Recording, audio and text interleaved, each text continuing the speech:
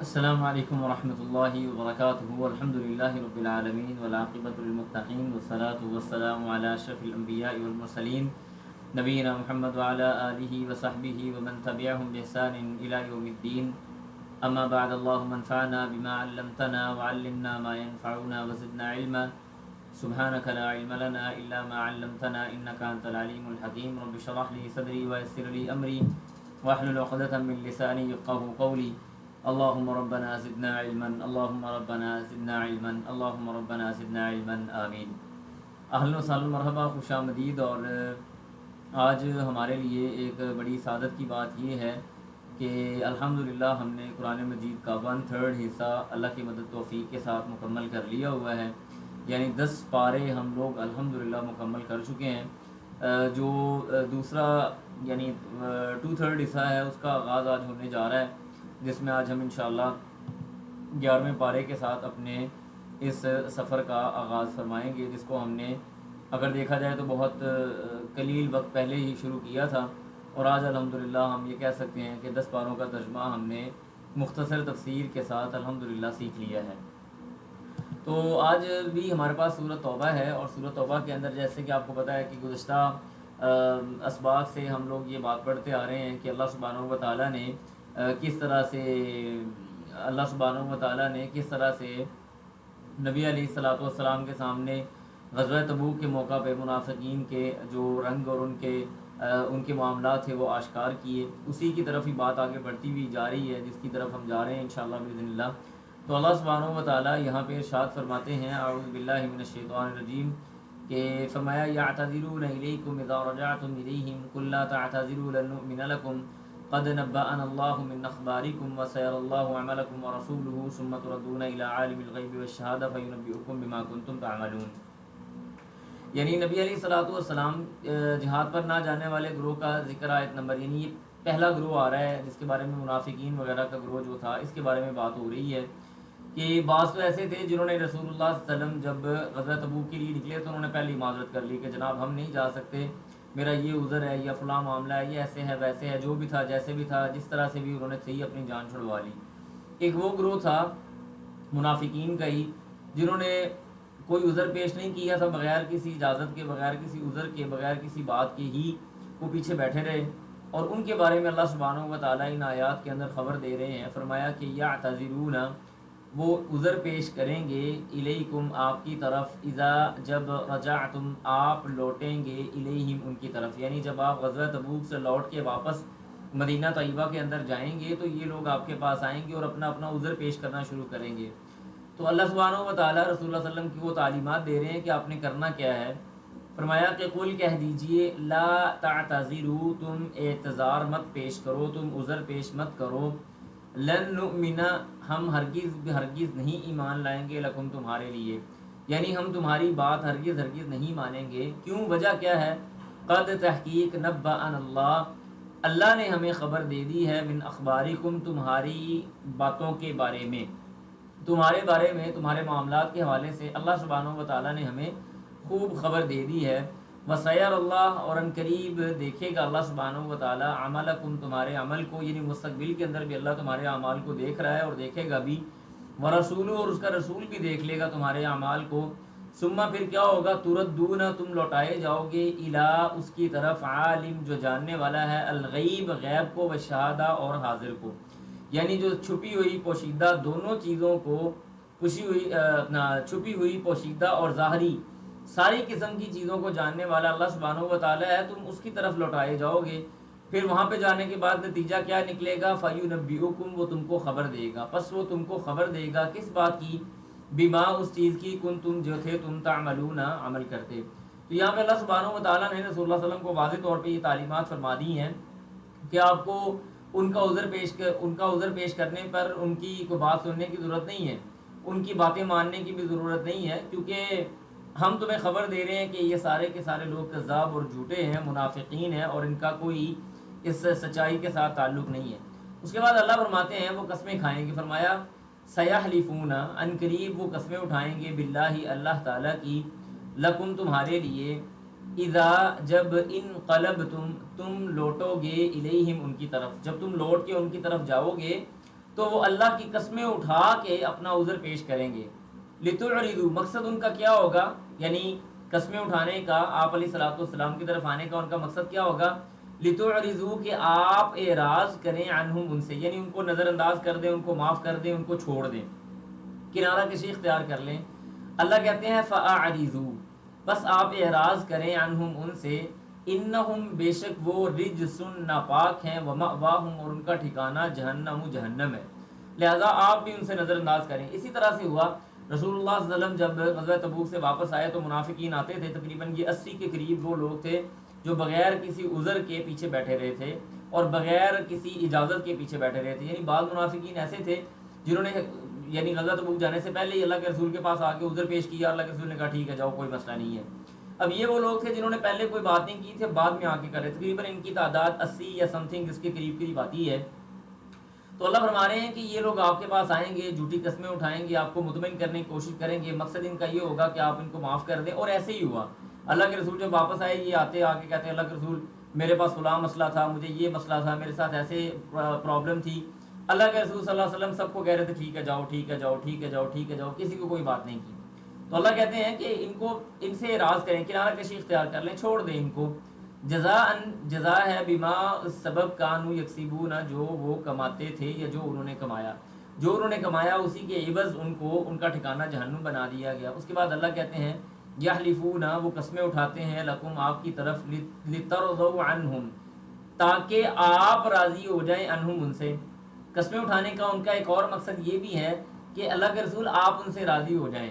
لیکن اللہ سبحانہ و تعالیٰ، دیکھیں جیسے ہم نے پچھلے سبق میں پڑھا تھا نا کہ اللہ نے فرمایا، رسول اللہ صلی اللہ علیہ وسلم نے عبداللہ بن ابی کا جنازہ پڑھایا، اللہ نے کہا استغفر لهم او لا تستغفر لهم ان تستغفر لهم 70 مرۃ فلن یغفر اللہ لهم، 70 بار بھی آپ ان کے لیے اگر مغفرت کی دعا کریں اللہ ان کو معاف نہیں کرے گا. اس کے بعد اللہ نے واضح طور پر فرما دیا لا تقم فیہ ابدا، یعنی لا تقم علی قبرہ، آپ کو ان کی قبروں کے اوپر جانے کی ضرورت نہیں ہے، نہ ان کا جنازہ پڑھانے کی ضرورت ہے، اللہ نے منع کر دیا. اب یہاں پہ بھی سمجھے اس سے ملتی جلتی بات آ رہی ہے. اللہ کہتے ہیں کہ وہ قسمیں آپ کے پاس آ کے اٹھاتے اس وجہ سے ہیں تاکہ آپ ان سے راضی ہو جائیں. اچھا محمد صلی اللہ علیہ وسلم فَإِن تَرْضَوْا، اگر آپ راضی ہو جائیں، عنہم، ان سے، فَإِنَّ اللَّهَ، پس بے شک اللہ تعالیٰ، لا يرضا، وہ نہیں راضی ہونے والا، عن القوم الفاسقین، فاسق قوم سے، ان منافقوں سے، ان جاہلوں سے جنہوں نے جگہ جگہ آپ علیہ الصلوۃ والسلام کی مخالفت کی ہے، آپ کو نقصان دینے کی کوشش کی ہے. اللہ ان سے راضی نہیں ہونے والا اگرچہ آپ ان سے کتنا ہی راضی کیوں نہ ہو جائیں. اس کے بعد آگے اللہ سبحانہ و تعالیٰ نے، میں آپ کو یہاں پہ ایک جنرل اوور ویو دے دوں تاکہ آپ کو بات سمجھ آ جائے. دیکھیں یہ جو ہمارے ہاں دیہاتی لوگ ہوتے ہیں نا، ان کی طبیعت کے اندر ترشی اور سختی زیادہ پائی جاتی ہے نسبتاً شہری لوگوں کی. یہی وجہ ہے کہ اللہ سبحانہ و تعالیٰ نے بوادی یعنی وادیوں کے اندر نبی نہیں بھیجے بلکہ قریہ کے اندر نبی بھیجے ہیں. وادی کے مقابلے میں اگر قریہ کا لفظ استعمال کیا جائے، یہ میری بات نوٹ کیجئے گا، وادی کے مقابلے میں اگر لفظ قریہ استعمال کیا جائے تو اس کا مطلب ہوتا ہے شہری زندگی. یہ وادی ایک دیہاتی زندگی کا نام ہے اور قریہ ایک شہری زندگی کا نام ہے. وادی کے مقابلے میں اگر ہم بات کریں رورل اینڈ اربن لائف جس کو آپ کہہ سکتے ہیں، تو یہ رورل لائف ہے بوادی یا وادی، اور قریہ یہ ایک اربن لائف ہے. تو جو اہل بوادی ہوتے ہیں یا دیہاتی لوگ ہوتے ہیں ان کے اندر سختی بھی زیادہ پائی جاتی ہے اور ان کے اندر ثقافت سے دوری بھی ذرا زیادہ پائی جاتی ہے. یہ اپنی مخصوص قسم کی ثقافت کے ساتھ جڑے ہوتے ہیں، جلدی کسی باہر کی چیز کو قبول نہیں کرتے. تو اللہ سبحانہ و تعالیٰ ایسے اہل دیہات کے بارے میں بات کر رہے ہیں کہ یہ لوگ کیا کیا کام کرتے تھے. اللہ فرماتے ہیں الاعراب، اہل دیہات یا دیہاتی لوگ، اشد، وہ زیادہ سخت ہیں، کفرن، کفر میں بھی، و نفاقن، اور منافقت میں بھی. مدینہ کے اندر بھی منافق موجود تھے اور مدینہ کے ارد گرد جو وادیاں تھیں، جو مختلف قسم کے چھوٹے چھوٹے دیہات تھے، ان کے اندر بھی منافقین کی ایک بڑی تعداد موجود تھی. اللہ فرماتے ہیں کہ یہ جو دیہاتی لوگ ہیں نا، یہ کفر اور نفاق کے اندر بڑے سخت ہیں. شہریوں کا کفر اور نفاق کسی حد تک کم ہے، لیکن ان کا کفر اور نفاق بہت زیادہ سخت ہے. اور اس کے بعد آگے اللہ فرماتے ہیں وَأَجْدَرُ، اس کے بعد فرمایا اور یہ زیادہ لائق ہیں، اللہ یعلمو، کہ وہ نہیں جانتے، حدود حدوں کو، ما انزل اللہ، جو اللہ تعالیٰ نے نازل فرمائی ہیں، علی رسولہ، اپنے رسول پر. یعنی یہ اس بات کے بھی ایک تو دیکھیں ان کے اندر کفر اور نفاق زیادہ ہے، دوسرا مدینہ الرسول اور رسول اللہ صلی اللہ علیہ وسلم سے دور ہونے کی وجہ سے یہ اللہ کی ان حدوں کو بھی نہیں جانتے جن کو اہل قریہ یا مدینہ شہر کے رہنے والے منافقین جانتے ہیں. تو فرمایا کہ ان کو اس بات کا بھی نہیں اندازہ. واللہ، اور اللہ تعالیٰ، علیم، وہ جاننے والا ہے، حکیم، حکمت والا ہے. اسی طرح سے یہ جو دیہاتی تھے نا، ان کے اندر ایک اور چیز بڑی سخت پائی جاتی تھی. اللہ فرماتے ہیں وَمِنَ الْأَعْرَابِ، اور دیہاتیوں میں سے مَن يَتَّخِذُ. اب یہاں پہ اتخذ، یہ تاخیذ کا مطلب پکڑنا نہیں ہے. اگر ہم اس کا مطلب پکڑنا کر لیں گے نا تو ترجمہ صحیح نہیں ہوگا. اگلی بات آگے ہمیں سمجھا رہی ہے کہ ہم نے یہاں پہ ترجمہ اتخذ یتخذ کا مطلب پکڑنا نہیں کرنا، بلکہ یہاں پہ ترجمہ ہے سمجھنا. اللہ کہتے ہیں وَمِنَ الْأَعْرَابِ، اور دیہاتیوں میں سے من، وہ ہیں جو یتخذ، جنہوں نے یعنی سمجھ لیا ہے، ما ينفقو، جو وہ خرچ کر رہے ہیں، مغرمن، جرمانہ. یعنی وہ اللہ کے راستے میں جب مال خرچ کرتے ہیں نا منافقین، یہ دیہاتی منافقین کی بات ہو رہی ہے، تو وہ یہ سمجھتے ہیں شاید وہ اللہ کے راستے میں کوئی تاوان یا جرمانہ دے رہے ہیں، کوئی قرضہ اتار رہے ہیں. وہ اللہ کے راستے میں صدقہ نہیں سمجھتے، نیکی اور تقوی کی غرض سے یہ کام نہیں کرتے.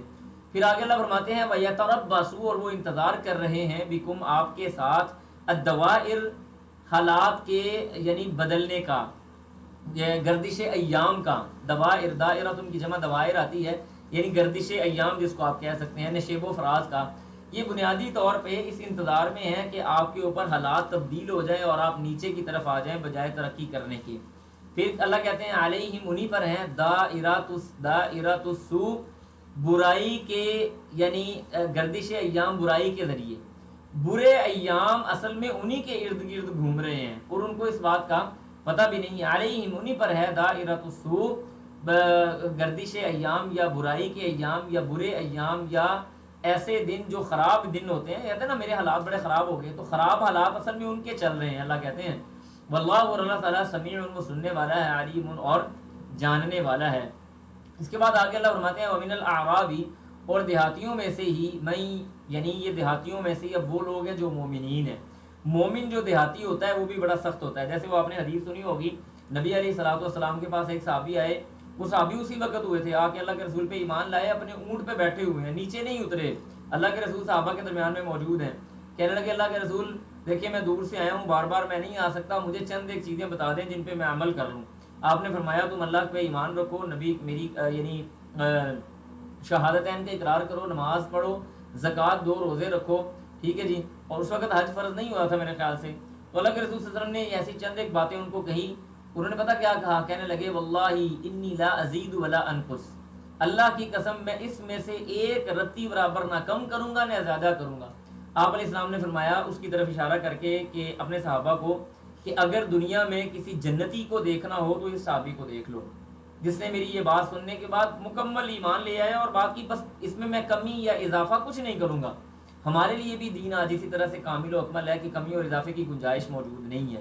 تو اللہ فرماتے ہیں کہ یعنی یہ جو اہل بوادی ہوتے ہیں، اہل دیہات ہوتے ہیں، ان میں سے جو مومنین ہوتے ہیں وہ بھی بڑے کمال کے ہوتے ہیں. انہی کی بات اللہ فرما رہے ہیں. فرمایا وَمِنَ الْأَعْرَابِ، اور دیہاتیوں میں سے مَن يُؤْمِنُ، جو ایمان لاتے ہیں، باللہ، اللہ پر، وَالْيَوْمِ الْآخِرِ، اور آخرت کے دن پر، وَيَتَّخِذُ، اور وہ سمجھتے ہیں، ما ينفقو، جو انہوں نے خرچ کیا، قربات، تقرب کا باعث، عند اللہ، اللہ کے پاس. دیہاتیوں میں سے مومنین تو وہ ہیں جو اللہ کے راستے میں مال خرچ کرنے کے بعد یہ سمجھتے ہیں کہ یہ مال ان کو اللہ کے قریب کر دے گا. وصلوات الرسول، اور وہ رسول کی دعا کے لیے یہ مال خرچ کرتے ہیں. اس مال کو خرچ کرنے کا مقصد اللہ سبحانہ و تعالیٰ کا قرب اور اس کی اللہ سبحانہ و تعالیٰ کی محبت، اس کا قرب ہے، اور رسول اللہ صلی اللہ علیہ وسلم کی دعا حاصل کرنا ہے. اللہ کہتے ہیں الا، کیوں نہیں، انہا، بے شک انہیں، انہا، بے شک وہ، قربتن، قربت ہے، یعنی قربت داری ہے یا قرابت داری ہے، لہم، ان کے لیے. یعنی وہ مال خرچ کرتے ہیں تو اللہ سبحانہ و تعالیٰ بھی ان کو اپنا قرب عطا کرتے ہیں. سیدخلہم، ان قریب وہ ان کو داخل کرے گا، اللہ، اللہ تعالیٰ، فی رحمتہ، اپنی رحمت میں. ان اللہ، بے شک اللہ تعالیٰ، غفور، وہ معاف کرنے والا ہے، رحیم، رحم کرنے والا ہے. تو دونوں طرح کے جو اہل دیہات ہیں نا، ان کے بارے میں اللہ کے رسول اللہ سبحانہ و تعالیٰ نے ان کے رویوں کا یہاں پہ تذکرہ کر دیا. اب اگلے صفحے کے اندر صحابہ کرام رضوان اللہ علیہم اجمعین کی بات ہو رہی ہے. میں آپ سے یہ گزارش کروں گا قبل اس سے کہ میں اس صفحے کے اوپر بات کروں، جب آپ یہ صفحہ پڑھ رہے ہوں تو آپ ذرا نبی علیہ الصلوۃ والسلام کے ان صحابہ کرام رضوان اللہ علیہم اجمعین کی زندگی کے اوپر تھوڑا سا ذہنی طور پہ خاکہ ضرور بنائیے گا کہ آج ہمارے ہاں ان صحابہ کے بارے میں کیا کیا باتیں اور کیا کیا فضولیات قسم کی چیزیں کہی جاتی ہیں. کیا یہ صحابہ ایسے تھے؟ اگر یہ ایسے تھے تو اللہ نے ان کا تذکرہ اپنے قرآن میں اور پاک کلام میں کیوں کر دیا؟ کیا وجہ بنی کہ اللہ سبحانہ و تعالیٰ نے ہمارے ہاں لوگ ایسے ہیں وہ کہتے ہیں کہ یہ صحابہ کرام رضوان اللہ علیہ مجمعین یہ تو مسلمان نہیں ہوئے تھے بلکہ غیر مسلم تھے، یہ تو اللہ کے رسول کے ڈر کی وجہ سے مسلمان ہوئے تھے، اس کے بعد سارے کے سارے مرتد ہو گئے تھے۔ تو اللہ سبحانہ و تعالیٰ کو کیا ضرورت پڑی ہے مرتدین کا ذکر قرآن مجید میں اتنے اچھے الفاظ کے ساتھ کرنے کا؟ اللہ سبحانہ و تعالیٰ ان کے ایمان کی مثال دے رہا ہے، فَإِنْ آمَنُوا بِمِثْلِ مَا آمَنْتُمْ بِهِ فَقَدِ اهْتَدَوْا، اگر تم ایمان ان کی طرح کے ایمان لے کے آؤ گے تو پھر تم ہدایت پہ ہو۔ تو میں آپ سے گزارش کروں گا ان آیات کو پڑھتے ہوئے تھوڑا سا غور کیجئے گا کہ کیا اللہ کے کلام میں ایسے لوگوں کا تذکرہ ہو سکتا ہے جو نعوذ باللہ ثم نعوذ باللہ رسول اللہ صلی اللہ علیہ وسلم کے وفادار نہیں تھے بلکہ بے وفا لوگ تھے، اور اچھے الفاظ سے ہو سکتا ہے؟ کبھی بھی نہیں ہو سکتا، یہ ناممکن بات ہے۔ لہذا اللہ فرماتے ہیں والسابقون، اور سبقت لے جانے والے، الاولون، سب سے پہلے السابقون الاولون۔ یہاں پہ یاد رکھیں سابقون الاولون کے بارے میں مختلف قسم کی آراء موجود ہیں۔ بعض لوگ کہتے ہیں کہ یہ وہ لوگ تھے جو ہجرت سے پہلے مسلمان ہوئے تھے، بعض لوگ وہ ہیں جو کہتے ہیں کہ یہ وہ لوگ تھے جو ہجرت کے بعد غزوہ بدر تک مسلمان ہوئے تھے، بعض لوگ کہتے ہیں کہ نہیں، اس سے مراد یعنی وہ چند ایک لوگ ہیں جو سب سے پہلے مسلمان ہوئے، جیسے نبی علیہ الصلوۃ والسلام کی سب سے پہلے عورتوں میں سے حضرت خدیجہ ایمان لے آئیں، یہ بات نوٹ بھی کر لیں، عورتوں میں سے حضرت خدیجہ ایمان لے کے آئیں، اور غلاموں میں سے زید بن حارثہ ایمان لے کے آئے، اور اسی طرح سے بچوں میں سے حضرت علی رضی اللہ تعالیٰ عنہ سب سے پہلے ایمان لے کے آئے، اور آزادوں میں سے ابوبکر صدیق رضی اللہ تعالیٰ عنہ سب سے پہلے ایمان لے کے آئے۔ پھر ابوبکر صدیق رضی اللہ تعالیٰ عنہ کے کہنے پر عثمان بن عفان رضی اللہ تعالیٰ عنہ، عبد الرحمن بن عوف رضی اللہ تعالیٰ عنہ، سعد بن ابی وقاص رضی اللہ تعالیٰ عنہ، طلحہ رضی اللہ تعالیٰ عنہ، یہ سارے کے سارے مسلمان ہوئے ابوبکر صدیق رضی اللہ تعالیٰ عنہ کہنے پر۔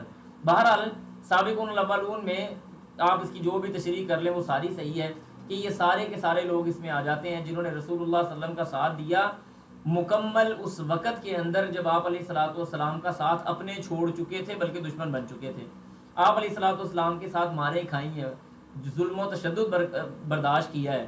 اللہ فرماتے ہیں السابقون، اور سب سے پہلے سبقت لے جانے والے، الاولون یعنی سب سے پہلے، من المہاجرین، مہاجرین میں سے، والانصار، اور انصاریوں میں سے۔ انصاریوں میں سے سابقون الاولون وہ لوگ ہیں جنہوں نے پہلی بیعت عقبہ کی، غالباً 5 لوگ تھے۔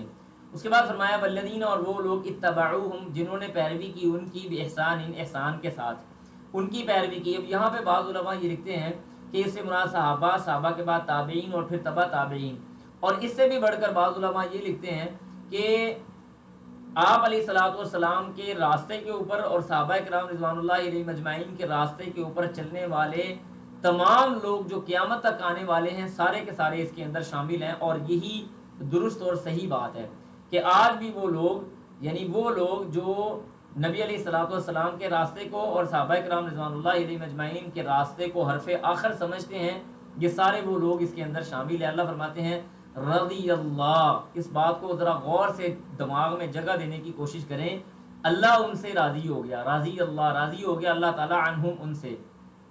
اب کیا اللہ سبحانہ و تعالیٰ نعوذ باللہ مرتدین سے راضی ہوا ہے؟ کیا اللہ سبحانہ و تعالیٰ ان لوگوں سے راضی ہوا ہے جنہوں نے رسول اللہ صلی اللہ علیہ وسلم کے ساتھ وفا نہیں کی؟ کیا اللہ سبحانہ و تعالیٰ ان لوگوں سے راضی ہوا ہے جنہوں نے نبی علیہ الصلوۃ والسلام کا ساتھ نہیں دیا؟ کن لوگوں کی بات ہم کر رہے ہیں؟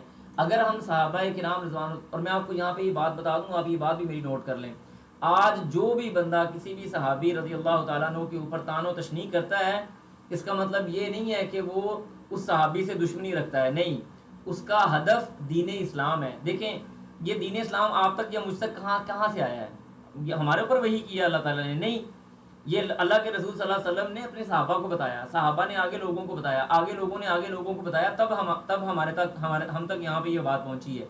اگر اس چین کو، اس زنجیر کو جس کے ذریعے یہ دین اسلام ہم تک پہنچا ہے، اس چین کو زنگ آلود کر دیا جائے، یا اس چین کو خراب کر دیا جائے، یا اس کے بارے میں طعن و تشنیع کر کے اس کو خراب کر کے سائڈ پہ لگا دیا جائے، تو مطلب کیا ہوا؟ ہم تک پہنچنے والے اسلام خالص نہیں ہے۔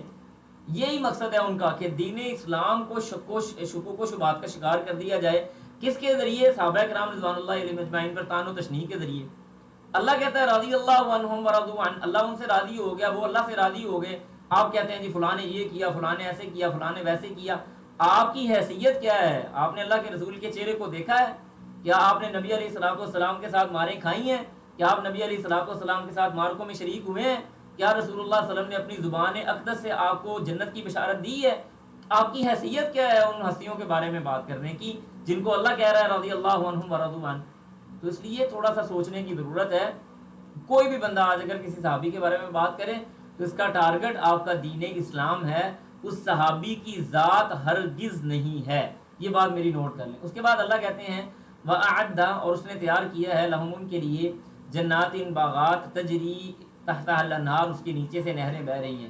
کن لوگوں کے لیے اللہ نہریں تیار کر رہا ہے؟ ان لوگوں کے لیے جن لوگوں نے، جو لوگ باوفا نہیں تھے۔ کیا باتیں کرتے ہیں یار، خالدین فی، اللہ کہتے ہیں اس میں ہمیشہ ہمیش رہیں گے، ابدن یعنی ہمیشہ ہمیش اس کی کے اندر نعمتوں والی جنت میں رہیں گے۔ آج کچھ لوگ ہمارے ہاں موجود ہیں جو صحابہ کے باہمی چھوٹے چھوٹے اختلافات کو یا بڑے اختلافات کو لے کے بڑا اچھالتے ہیں کہ اس نے یہ کیا، اس نے وہ کیا۔ میں اللہ کی قسم اٹھا کے پورے وثوق کے ساتھ یہ بات کرتا ہوں کہ وہ صحابہ کرام رضوان اللہ علیہم اجمعین جن کا آپس میں کسی وجہ سے اختلاف ہوا، وہ اللہ کی اجازت کے ساتھ، اللہ کے اذن کے ساتھ انشاءاللہ باذن اللہ جنت میں اپنے ہاتھوں میں ہاتھ ڈال کے ایک دوسرے کے ساتھ پھر رہے ہوں گے۔ تب یہاں پہ ان کو لے کے اختلاف کرنے والوں کی شرمندگی کا کیا، شرمندگی کیسی ہوگی؟ کیا وہ نظریں ملا پائیں گے ان صحابہ سے جن کے بارے میں وہ یہاں پہ زبانیں لمبی کر رہے ہیں؟ وہ تو جنت میں اکٹھے ہوں گے، ان کو تو کوئی فرق نہیں پڑ رہا۔ تو تھوڑا سا سوچنے سمجھنے کی ضرورت ہے۔ اس کے بعد اللہ کہتے ہیں ذالک الفوز العظیم، یہ تو بہت ہی بڑی اور عظیم قسم کی کامیابی ہے۔ اس کے بعد آگے اللہ فرمایا وَمِمَّنْ حَوْلَكُمْ، جہاں پر نہ جانے والے ایک دوسرے گروہ کا ذکر ہو رہا ہے۔ اللہ کہتے ہیں وَمِمَّنْ، اور انہی میں سے ہے، انہی میں سے جو لوگ حولکم آپ کے ارد گرد ہیں، من الاعرابی دیہاتیوں میں سے، منافقون وہ منافق ہیں، ومن اہل المدینہ اور اہل مدینہ میں سے، مردو کا مطلب یہ ہوتا ہے، اللہ فرماتے ہیں کہ کسی چیز کے اوپر نہ اڑ جانا، مردو علی النفاق، وہ اڑے ہوئے ہیں، اٹکے ہوئے ہیں اپنے نفاق کے اوپر۔ یعنی بعض مدینہ کے اندر اور اہل بوادی یعنی دیہاتیوں کے اندر ایسے منافقین تھے جو اپنے نفاق کے اوپر تو بڑے سخت قسم کے اڑے ہوئے تھے، لیکن اللہ کے رسول صلی اللہ علیہ وسلم کے یا مومنوں کو ظاہر نہیں کرتے تھے، یعنی ان کو دیکھ کے یہ محسوس ہی نہیں ہوتا تھا کہ یہ منافق ہے، لیکن وہ پکے منافق تھے۔ اللہ کہتے ہیں لا تعلمهم، آپ ان کو نہیں جانتے، نحن نعلمهم، ہم ان کو جانتے ہیں، سنعذبهم مرتين، ہم ان قریب ان کو 2 مرتبہ عذاب دیں گے۔ 2 مرتبہ عذاب کی مختلف قسم ہے، ایک تو یہ کہ ان کو قبر کا عذاب ہوگا، دوسرا یہ کہ ان کو اللہ سبحانہ و تعالیٰ دنیاوی زندگی کے اندر عذاب دے گا، پھر اس کے بعد آخرت کی طرف عذاب کی طرف تو وہ لوٹائے ہی جائیں گے۔ ایک اور بھی اس کا مطلب یہ ہو سکتا ہے کہ وہ چاروں ناچار اسلام لانے کی وجہ سے، ظاہری اسلام لانے کی وجہ سے اپنی سب سے پسندیدہ چیز اپنا مال اللہ کے راستے میں خرچ نہیں کرتے، اللہ ان سے وہ خرچ کروا رہا ہے، یہ ان کے لیے عذاب ہے۔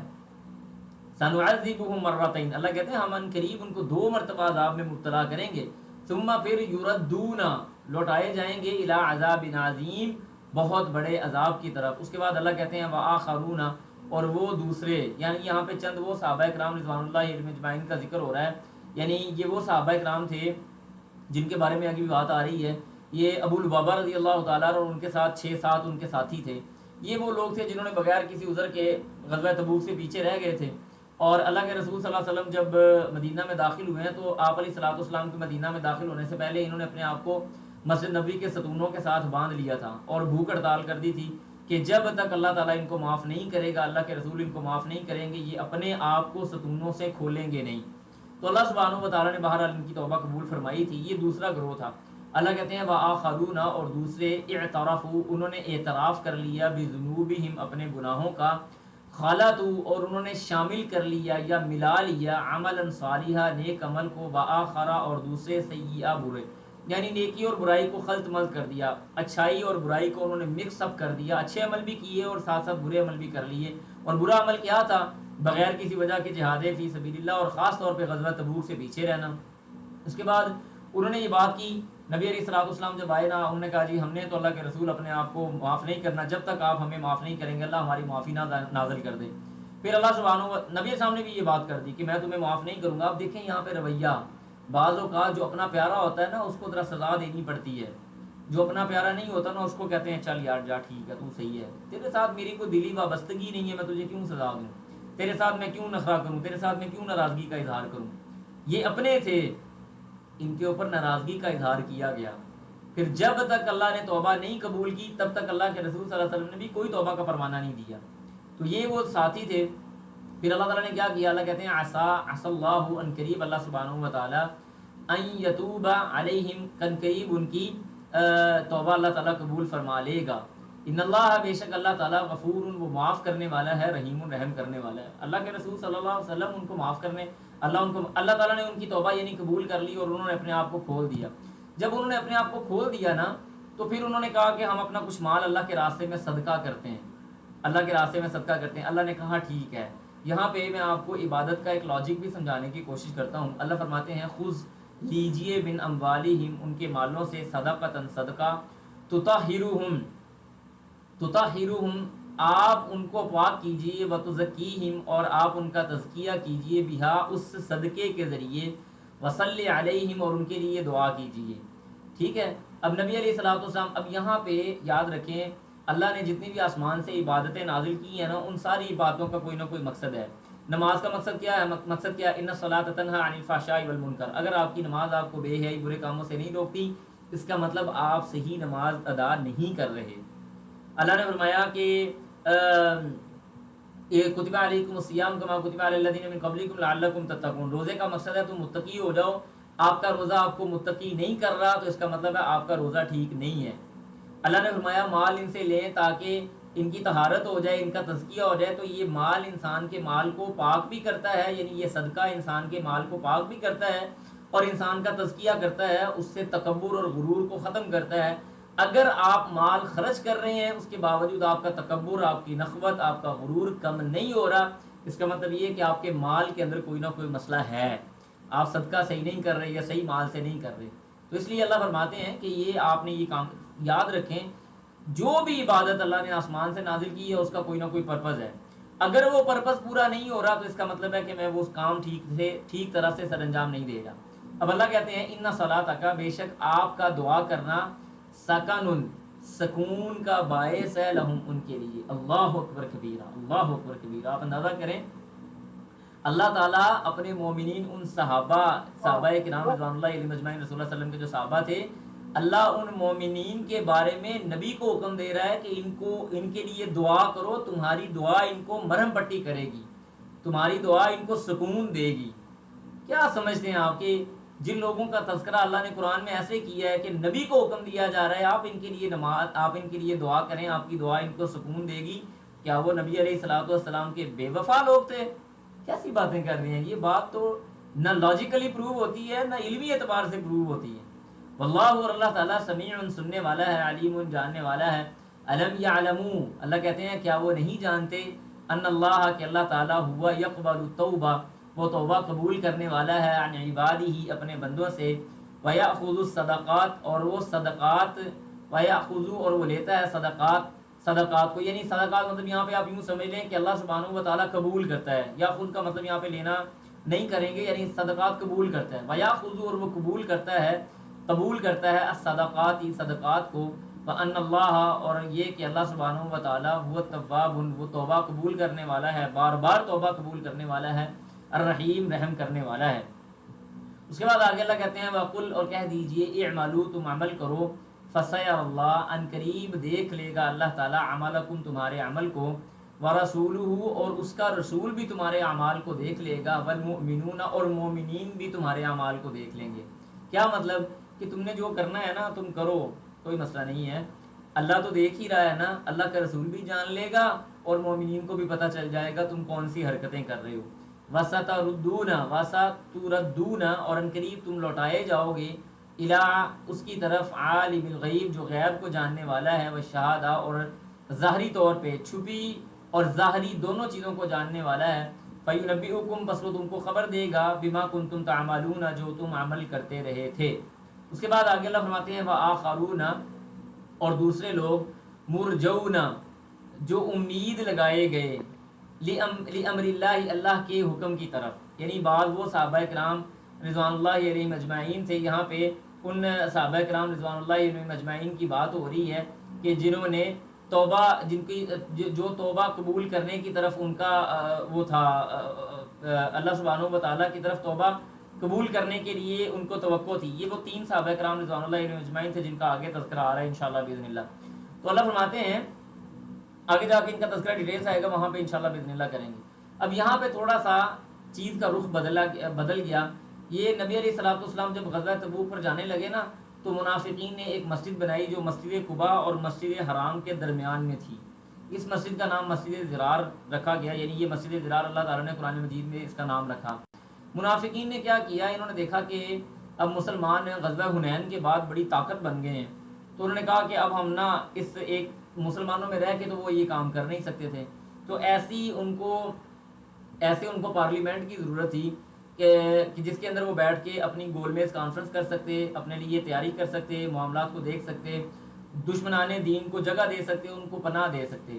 اب وہ نہ مسجد نبوی تھی، نہ مسجد قباء تھی، اور نہ ان کے اپنے گھر تھے، تو اس لیے انہوں نے ایک درمیانی راستہ اختیار کیا. یہ وہ راستہ ہے جس راستے سے آج تک مسلمانوں کو سب سے زیادہ نقصان ہوا، وہ ہے اسلام کا لبادہ اوڑھ کے اسلام کے بارے میں غلط کام کرنا. جیسے عبداللہ بن سبا یہودی تھا، عمر رضی اللہ تعالیٰ عنہ کی شہادت کے اندر اس کا بہت بڑا کردار ہے، اس کے بعد عثمان رضی اللہ تعالیٰ عنہ کی شہادت کے اندر بہت بڑا کردار ہے.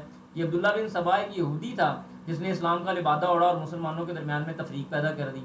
انہوں نے یہ کام شروع کیا، یہ منافقین نے. اللہ کے رسول صلی اللہ علیہ وسلم جب تبوک پہ جانے لگے نا، تو انہوں نے کہا اللہ کے رسول ہم مسجد بنا رہے ہیں. مسجد بنانے کا مقصد یہ ہے کہ کمزور لوگ بیچارے نہ تو وہ قباء جا سکتے ہیں، نہ وہ مسجد نبوی میں آ سکتے ہیں، تو آپ جناب ان کو نا مسجد نبوی اور مسجد قباء دونوں میں نہیں جا سکتے، تو وہ یہاں پہ نماز پڑھ لیا کریں گے. اللہ کے رسول بھی بڑا خوش ہو گئے کہ چلو یہ تو بڑی اچھی بات ہے، اور وعدہ بھی فرما لیا کہ جب میں غزوہ تبوک سے واپس آؤں گا تو یہاں پہ آ کے اس مسجد کا افتتاح کروں گا، یہاں پہ رکھتے ادا کروں گا. اللہ سبحانہ و تعالیٰ نے آپ علیہ الصلوۃ والسلام کو منع فرمایا. کیسے فرمایا سنیے. اللہ کہتے ہیں والذین، اور وہ لوگ اتخذوا، انہوں نے بنا لیا مسجد ضرارا، ضرار کا مطلب ہوتا ہے نقصان پہنچانے والی، ایک نقصان پہنچانے والی انہوں نے مسجد بنائی. وکفرن، اور کفر کی اوپر اس کی بنیادیں تھیں. وتفریقا بین المؤمنین، مومنوں کے درمیان میں تفرقہ ڈالنے کے لیے اس کی کوشش تھی. وارصادا، اور اس کے بعد اللہ فرماتے ہیں ارصاد کا مطلب ہوتا ہے مورچہ. وارصادا، اور مورچہ فراہم کرنا تھا، یا مورچے کے طور پہ وہ مسجد تھی. کس کے لیے؟ لمن، ہر اس بندے کے لیے، حارب اللہ، جو اللہ سبحانہ و تعالیٰ سے لڑائی کرے، ورسولہ، اور اس کے رسول سے، من قبل، اس سے پہلے، جس نے اللہ اور اس کے رسول سے اس سے پہلے کوئی بھی لڑائی کی تھی، اس کے لیے باقاعدہ یہ پناہ گاہ تھی، اس کے لیے ایک مورچہ گاہ تھی، اس کے لیے کمین گاہ تھی کہ تم یہاں پہ آ کے رہو گے.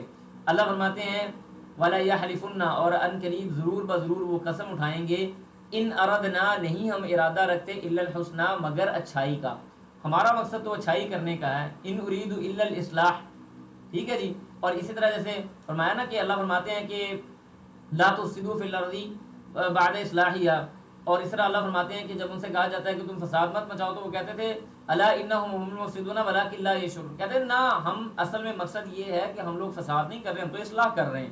یہاں پہ بھی یہی بات ہو رہی ہے. اللہ فرماتے ہیں کہ وہ قسمیں اٹھائیں گے کہ ہمارا تو ارادہ اچھائی کا ہے. واللہ، اور اللہ سبحانہ و تعالیٰ، یشہد، وہ گواہی دیتا ہے، انہم، بے شک وہ، لکاذبون، البتہ ضرور بضرور جھوٹ بولنے والے ہیں. وہ تو جھوٹ بولنے والے ہیں، وہ سچ نہیں بولنے والے. اسی وجہ سے اللہ کے رسول صلی اللہ علیہ وسلم کو اللہ سبحانہ و تعالیٰ نے مدد کر دیا. ضرار کا مطلب ہوتا ہے نقصان دینے والی. اس کے بعد اللہ سبحانہ و تعالیٰ نے نبی اسلام سے فرمایا کہ لا تقم، آپ ہرگز کھڑے نہ ہوں، فیہ، اس میں، ابداً، کبھی بھی. آپ نے اس مسجد کے اندر جو آپ نے ارادہ کیا ہے نا کہ میں آؤں گا، آ کے 2 رکعتیں بھی پڑھوں گا، مسجد کا افتتاح بھی کروں گا، آپ کو وہاں پہ ہرگز کھڑے ہونے کی ضرورت نہیں ہے. ہاں اگر آپ نے کھڑے ہونا ہے تو کہاں کھڑے ہوں؟ لمسجد، البتہ اس مسجد میں، اسسا، بنیاد رکھی گئی اس کی، علی التقوی، تقوی کی بنیاد پر، من اول یوم، سب سے پہلے دن، احق، وہ زیادہ حق رکھتی ہے، ان تقوم فیہ، کہ آپ اس کے اندر قیام کریں یا کھڑے ہو. آپ کو اس مسجد کے اندر جانے کی ضرورت نہیں. اب یہاں پہ اول مسجد کے حوالے سے علماء کے درمیان میں 2 طرح کی رائے پائی جاتی ہیں. بعض کہتے ہیں کہ یہاں سے مراد مسجد نبوی ہے، بعض کہتے ہیں کہ یہاں سے مراد مسجد تقوی ہے، مسجد قباء ہے. یاد رکھیں مسجد نبوی ہو یا مسجد قباء ہو، یہ دونوں مسجدوں کی بنیاد اللہ سبحانہ و تعالیٰ نے تقوی کی بنیاد کے اوپر ہی رکھوائی ہے. ایک یہاں پہ بھی مسجد قباء کی بنیاد اللہ کے رسول نے رکھی، مسجد نبوی کی بنیاد بھی اللہ کے رسول صلی اللہ علیہ وسلم نے رکھی.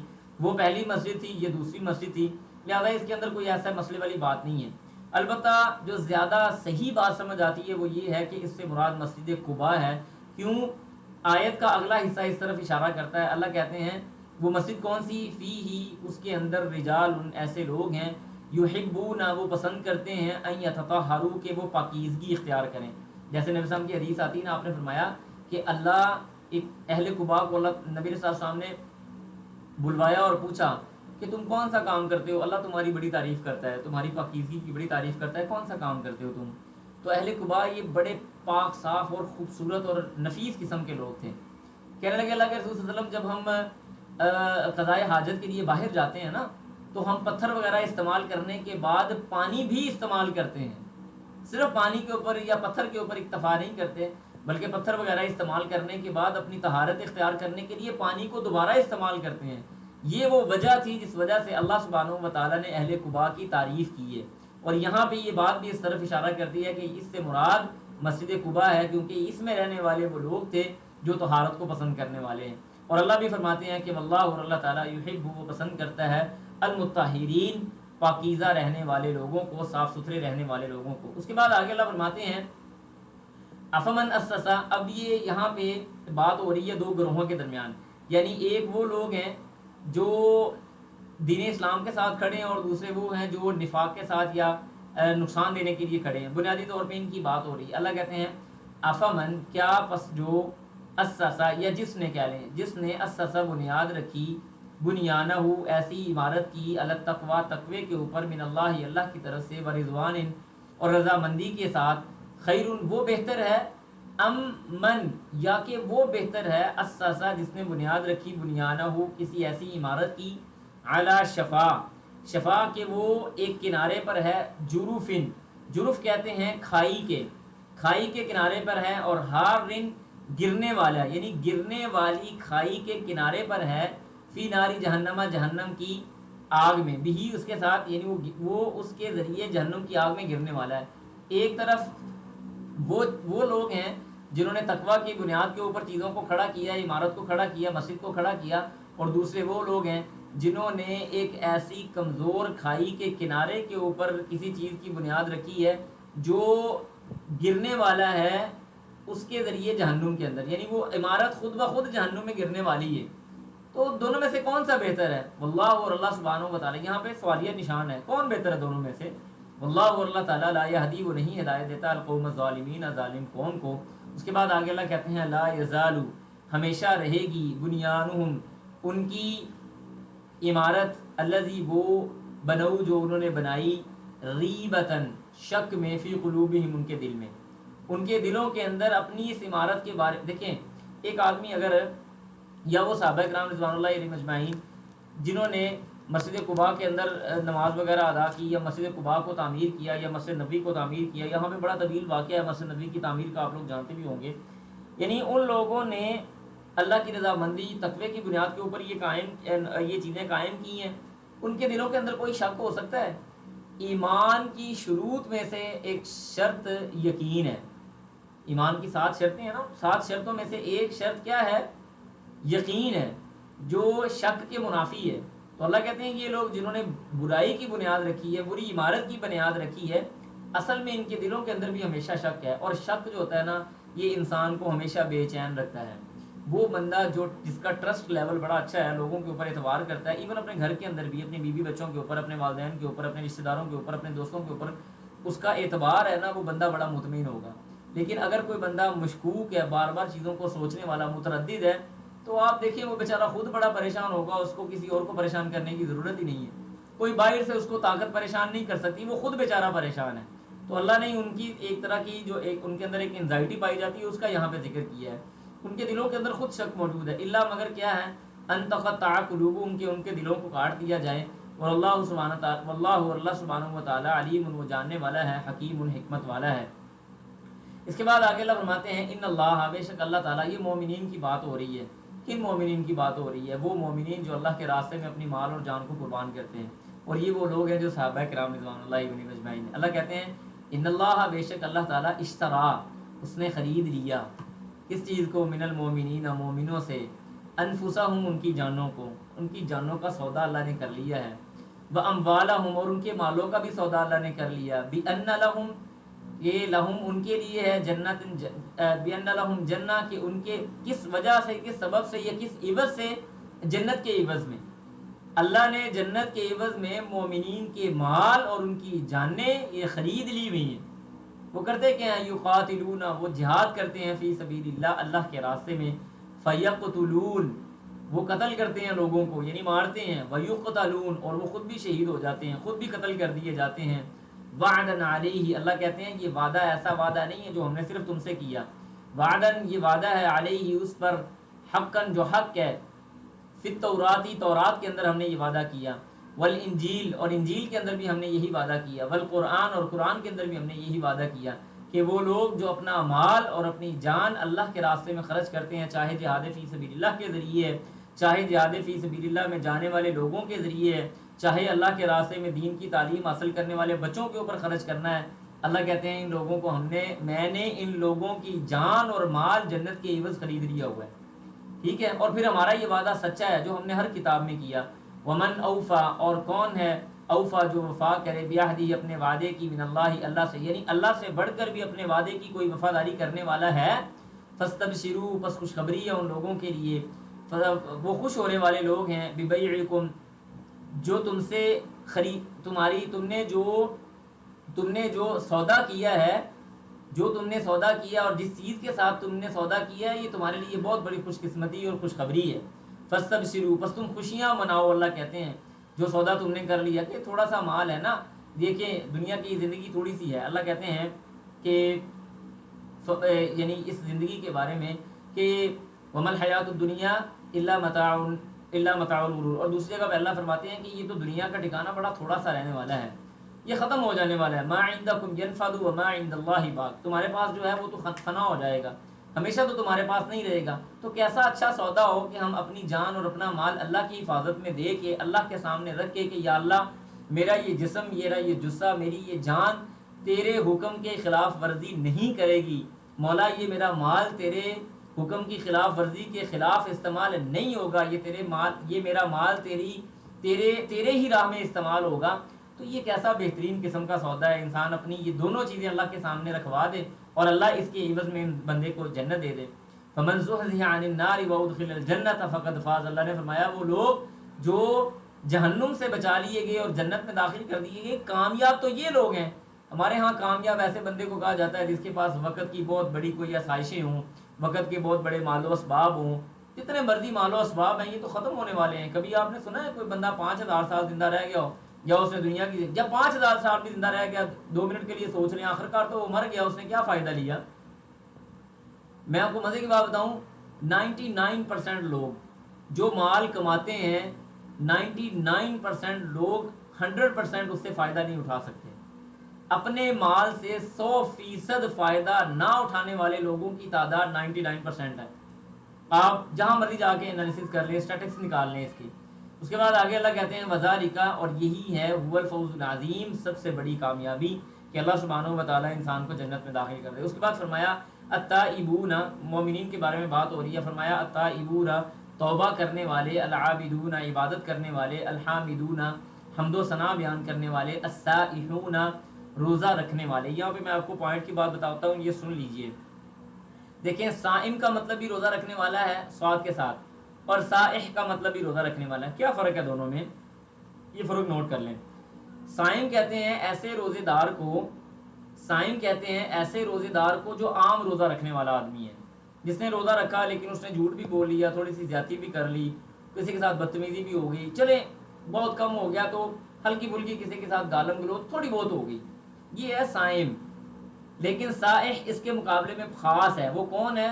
جس نے روزہ رکھا، اس کے بعد اس کی زبان بھی بند ہو گئی، اس کی آنکھوں کی برائی بھی ختم ہو گئی، اس کے کان نے کوئی برائی سنی نہیں، اس کے قدم کسی برائی کی طرف چل کے نہیں گئے، گویا کہ وہ پورے جسم کے اعتبار سے اللہ کے اس روزے کا مجموعہ بن گیا جس کا تقاضا اللہ نے کیا ہے، تو ایسے آدمی کو سائح کہا جاتا ہے، صائم نہیں کہا جاتا۔ وہ کہ صائم کے اندر بھی یہ چیزیں پائی جاتی ہیں، اسے کہا جاتا ہے کہ تم یہ کام کرو، لیکن وہ یہ کام نہیں کرتا، اس سے غلطی ہوتی ہے۔ یہ صائم ہے، روزے دار تو ہے لیکن صائح نہیں ہے۔ صائح وہ ہے جو روزے کے 110% تقاضوں کو پورا کرتا ہے۔